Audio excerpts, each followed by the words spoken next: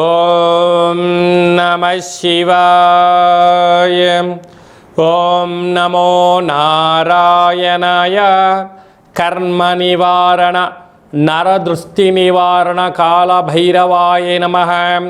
ఓం మహాదేవ్యై చ విద్మహే విష్ణుపత్నీ చ ధీమహి తన్నో మహాలక్ష్మి ప్రచోదయాత్.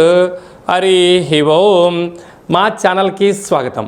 చూస్తున్న వీక్షకులకు ప్రేక్షకులకు ప్రియ కాళభైరవ భగవద్బంధులకి స్వాగతం పలుకుతూ మమ్మల్ని ఎంతగానో ఆదరిస్తూ ఉండబడినటువంటి ప్రియ సోదర సోదరీమణులు అందరికీ కూడా అందరికన్నా ముందుగా దీపావళి పండగ మహాలక్ష్మీదేవి అమ్మవారి యొక్క ఆశీస్సులు. ధనత్రయోదశి, నరక చతుర్థి, దీపావళి పండగ అమ్మవారి యొక్క ఆశీస్సులు కలిగి సంపూర్ణంగా అందరిపైనను ఐశ్వర్యాన్ని, ఆనందాన్ని, ధనాన్ని ఇచ్చేటువంటి మహాలక్ష్మీదేవి అమ్మవారి యొక్క ఆశీస్సులు అందరికీ ప్రసరించాలని, ఎవరైతే ఏ వృత్తులలో ఉన్నారో వారందరికీ విజయాన్ని, ఐశ్వర్యాన్ని, ఆనందాన్ని ప్రసాదించాలని మనం కూడా మనసారా కోరుకుందాం, ఆశీర్వదించమని కోరుకుందాం.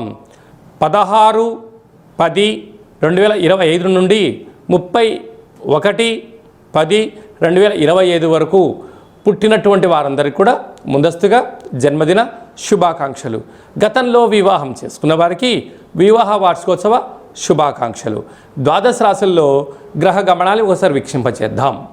మిథున రాశిలో దేవగురు బృహస్పతి సంచార స్థితి, సింహరాశిలో కేతు సంచార స్థితి, కన్యరాశిలో శుక్ర సంచార స్థితి, తులారాశిలో త్రిగ్రహ సంచార స్థితి, రవి, కుజుడు మరియు బుధ సంచార స్థితితో బుధాదిత్య రాజయోగంతో తులారాశిలో సంచార స్థితి, కుంభరాశిలో రాహు సంచార స్థితి, మీనరాశిలో శని భగవానుడి యొక్క సంచార స్థితితో ద్వాదశ రాశుల్లో గ్రహ గమనాలు ఈ విధంగా ఉన్నాయి. మిథున రాశి వారు దీపావళి అమావాస్య పండగ సందర్భంగా ఎలాంటి పుష్పాలతో, ఎలాంటి పదార్థ నైవేద్యములతో అమ్మవారిని స్మరించడం వలన, ధ్యానించడం వలన యోగం కలుగుతుందో ఈ వీడియోలో సవివరంగా సంపూర్ణంగా తెలుసుకుందాం. మిథున రాశిలో ఏ నక్షత్రాలు వస్తాయనగా మృగశిర నక్షత్రంలోని 3వ పాదం, 4వ పాదం, ఆర్ద్ర నక్షత్రంలోని 4 పాదాలు, పునర్వసు నక్షత్రంలోని 1, 2, 3 పాదంలో కలిపితే మిథున రాశి అవ్వడం జరుగుతుంది. రాశాధిపతి బుధ భగవానుడు. వీరికి రాశిలోనే దేవగురు బృహస్పతి సంచారం చేయడం వల్ల వృత్తిలో, ఉద్యోగంలో, వ్యాపారాల్లో, రాజకీయ సేవా రంగ కార్యక్రమాల్లో అన్నింట కూడా ఓపిక, పట్టుదల, సమన్వయం, సత్ప్రవర్తన, క్రమశిక్షణ కలిగినటువంటి జీవితంగా మీరు ఉండగలిగినట్లయితే అరుదైనటువంటి గౌరవాలు, రాజ సన్మానాలు మీరు పొందబోతున్నారు.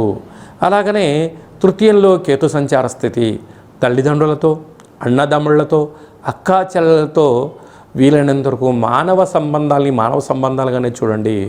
దయచేసి ఆర్థిక సంబంధాలుగా ఏర్పరచుకోవద్దు. అర్ధాష్టమ శుక్రుడు నూతనమైన వాహనాలు, బంగారాభరణాలు, క్రయ విక్రయాలు యోగదాయకం. సంతాన స్థానంలో ఆత్మకారకుడు రవి, రుణరోగ శత్రుకారకుడు కుజుడు, బుద్ధికారకుడు బుధుడు ఉండడం వలన ప్రభుత్వ ఉద్యోగంలో ఉండబడిన వారికి చాలా మంచి అవకాశాలు ఉన్నాయి. పదోన్నతి, ప్రమోషను, ట్రాన్స్ఫర్సు యోగదాయకం. కొత్తగా ప్రభుత్వ ఉద్యోగం ప్రయత్నం చేసేవారికి అద్భుతమైన యోగాలు. నూతనంగా ఏదైనా పనులు ప్రారంభించాలి అనుకుంటున్న వారికి ఇది చాలా శుభ తరుణం అని చెప్పి గమనించగలగాలి. భాగ్యస్థానంలో రాహు ఉండడం వల్ల ప్రేమికులు, భార్యాభర్త, బంధుమిత్రులు, సన్నిహితులతో వీలైనంత వరకు మౌనంగా ఉండండి. ఏదైనా చెప్తే స్వీకరించండి. దాన్ని వెంటనే రియాక్ట్ అవ్వకుండా ఉండకపోవడం చాలా మంచిదని చెప్పి గమనించాలి. రాజ్యస్థానంలో శని భగవానుడు ఉండడం వలన అన్నింటా విజయం, కాకపోతే అనేక మందితో మమేకమవుతూ జనమే మనమే విజయం అనేటువంటి దృఢ సంకల్పంతో మీరు ఉండగలిగినట్లయితే లక్ష్మీదేవి అమ్మవారి యొక్క కృప కటాక్ష వీక్షణ మీ మీద ఉంటుంది. కనుక అమ్మవారికి పెసరపప్పుతో కూడుకున్నటువంటి నైవేద్యాన్ని ఏర్పాటు చేయడం, అలాగనే పసుపు వర్ణము కలిగినటువంటి వస్త్రము చేత అమ్మవారికి అలంకారము చేయడము, యథాశక్తిగా బంగారు ఆభరణాలతో అమ్మవారిని అలంకరించుకోవడము, శనగపప్పుతో కూడుకున్న పదార్థములను నైవేద్యంగా పెట్టి వాయన తాంబూలాన్ని ఇవ్వగలిగినట్లయితే మంచి బుద్ధి, మంచి యోగం, ఐశ్వర్యం మిథున రాశి వారి సొంతం. మనము ఈ ధనత్రయోదశి, నరక చతుర్థి, మహాలక్ష్మీదేవి అమ్మవారి యొక్క ఆశీస్సులను అమితంగా పొందగలగాలి అన్నట్లయితే ఈ సంవత్సరము ఆదివారము, సోమవారము, మంగళవారం రోజున మనకు ఇలాంటి కార్యక్రమాలు జరుగుతూ ఉన్నాయి. కనుక మంగళవారం రోజున దీపావళి అమావాస్య అయింది కనుక అమ్మవారి యొక్క ఆశీస్సులు మనందరిపైన ఉండగలగాలి అన్నట్లయితే ఈ యొక్క వృక్షదేవతను మహాలక్ష్మీదేవి అమ్మవారి యొక్క కల్పవృక్షము అంటారు. ఈ యొక్క కల్పవృక్ష దేవతను ఇంట్లో మనం ఉంచుకున్నట్లయితే జ్యేష్ఠాదేవి ఇంట్లో నుంచి బయటికి వెళ్ళిపోవడం, బయట ఉండబడినటువంటి మహాలక్ష్మీదేవి గళ్ళు గళ్ళుమంటూ ఇంటికి రావడం, సకల ఐశ్వర్యాన్ని ప్రసాదించేటువంటి కల్పవృక్ష మహాలక్ష్మి స్వరూపంగా భావించడం జరుగుతుంది. కనుక మనమందరము కూడా ఈ ధనత్రయోదశి, నరక చతుర్థి, దీపావళి పండుగ రోజున పూజామందిరంలో ఈ యొక్క కల్పవృక్ష దేవతను ఉంచుకొని పూజ చేసుకొని గృహంలో ఉంచుకోవడం వలన సకల గ్రహదోషము తొలగి ఐశ్వర్యం కలుగుతుందని చెప్పి గమనించాలి. ఈ వరాలిచ్చేటువంటి వరలక్ష్మి అమ్మవారి యొక్క స్వరూపమైనటువంటి కల్పవృక్ష దేవతను ఇంట్లో ఉంచుకుందాం, ఐశ్వర్యాన్ని స్వాగతం పలుకుదాం. ఈ కల్పవృక్ష దేవత కావాలి అనుకుంటున్న వారందరూ కూడా ఈ కింద నెంబర్ సంప్రదించినట్లయితే, మీ గోత్రామాలు పంపించినట్లయితే పూజ చేయించి ఈ యొక్క కల్పవృక్ష దేవతను మీకు పంపించడం జరుగుతుందని చెప్పి కూడా గమనించాలి. ఆసక్తి గలవారు ఈ కింద నెంబర్ను సంప్రదించగలరు. అలాగే మీ వ్యక్తిగత జాతకం తెలుసుకోవాలనుకుంటున్నారా?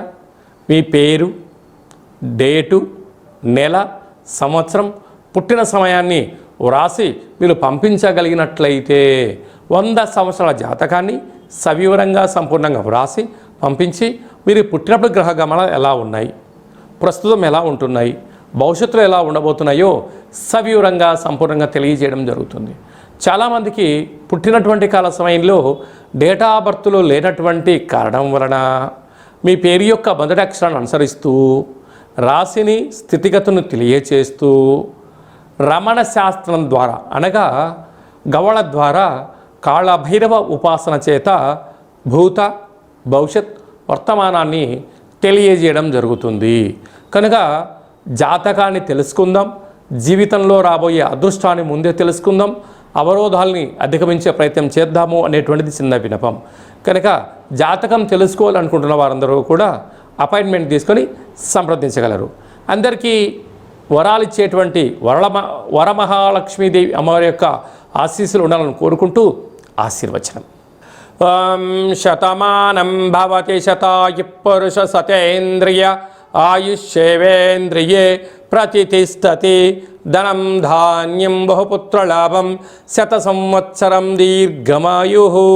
సర్వే జనా సుఖినో భవంతు, లోకా సమస్తా సుఖినో భవంతు. సర్వం మహాలక్ష్మీదేవతార్పణమస్తు. హరి ఓం. ఈ వీడియో మీకు నచ్చినట్లయితే లైక్ చేయండి, షేర్ చేయండి, మా ఛానల్ని సబ్స్క్రైబ్ చేసుకోండి. ఆధ్యాత్మికమైన భక్తి సమాచారాన్ని భగవద్బంధులకు, మిత్రులకు, స్నేహితులకు చేరవేయండి. హిందూ ధర్మాన్ని కాపాడండి.